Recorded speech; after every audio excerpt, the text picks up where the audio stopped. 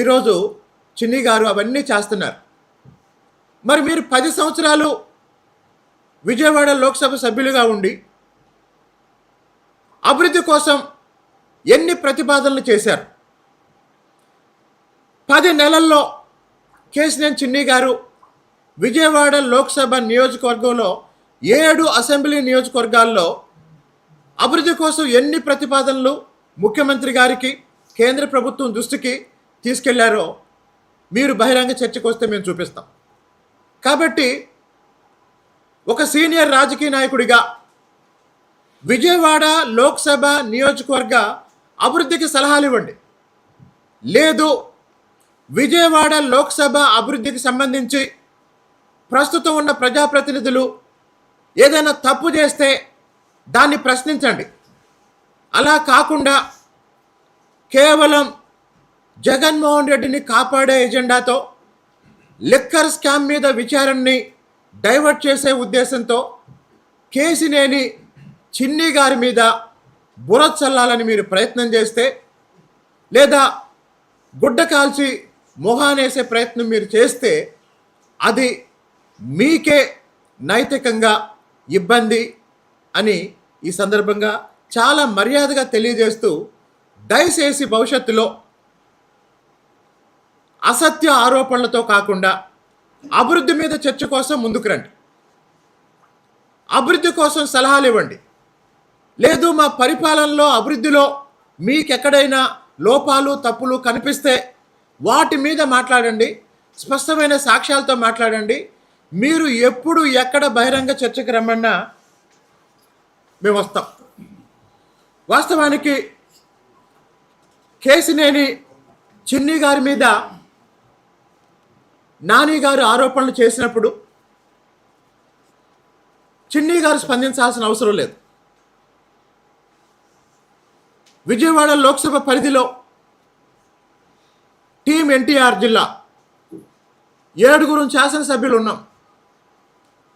ఈ 7 శాసనసభ్యులు గత 10-11 నెలలుగా మా అసెంబ్లీ నియోజకవర్గాల్లో అనేక అభివృద్ధి కార్యక్రమాలకు సంబంధించి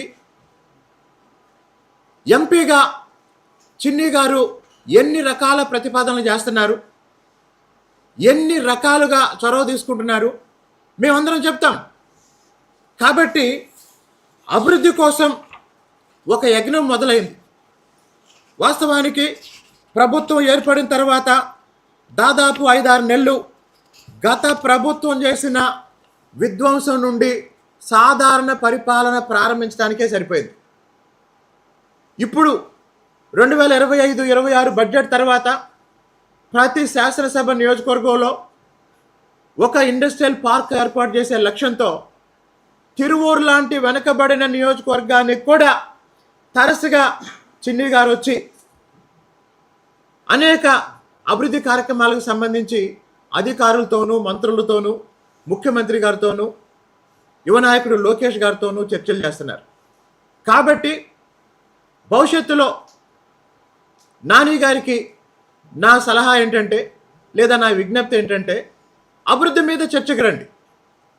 లేదు మీరు ఏమన్నా ఆరోపణలు చేస్తే స్పష్టమైన ఆధారాలతో చర్చకు రండి. అలా కాకుండా ఇప్పుడు చిన్ని గారు ఏమైనా మాట్లాడితే మీడియా ముందు మాట్లాడుతున్నారు, లేదు మా ఎమ్మెల్యేలు ఏమైనా మాట్లాడితే మీడియా ముందు మాట్లాడుతున్నారు. కానీ దురదృష్టం, మాకన్నా పెద్దవాడైన నాని గారు ఏం మాట్లాడినా సోషల్ మీడియా ద్వారా మాట్లాడుతున్నారు. అంటే ప్రజల ముందుకు వచ్చి చిన్ని గారి మీద ఏదన్నా ఆరోపణ చేయాలి అంటే నైతిక బలం లేక ఆయన సోషల్ మీడియా మీద ఆధారపడి, ఒక రకంగా చెప్పాలంటే ఆయన చీకట్లో ఉండి బాణం వేస్తున్నాడు. దయచేసి అలాంటి అనైతిక రాజకీయ కుట్రలకి దూరంగా ఉండమని, మీకున్న గౌరవాన్ని కాపాడుకోమని తెలియజేస్తూ ఈ సందర్భంగా సిబిఐ డైరెక్టర్కి కేశినేని నాని గారి వివిధ కంపెనీల పేరుతో బ్యాంకుల్ని ఏ విధంగా మోసం చేశారో అన్ని వివరాలు ఇచ్చి తిరువూరు శాసనసభ్యునిగా కేశినేని నాని గారి ఆర్థిక నేరాల మీద పూర్తి స్థాయి విచారణ చేయమని సిబిఐ డైరెక్టర్కి ఈ సందర్భంగా ఇప్పుడే లేఖ రాసి పంపించడం జరుగుతుంది. మీడియా మిత్రులందరికీ ధన్యవాదాలు.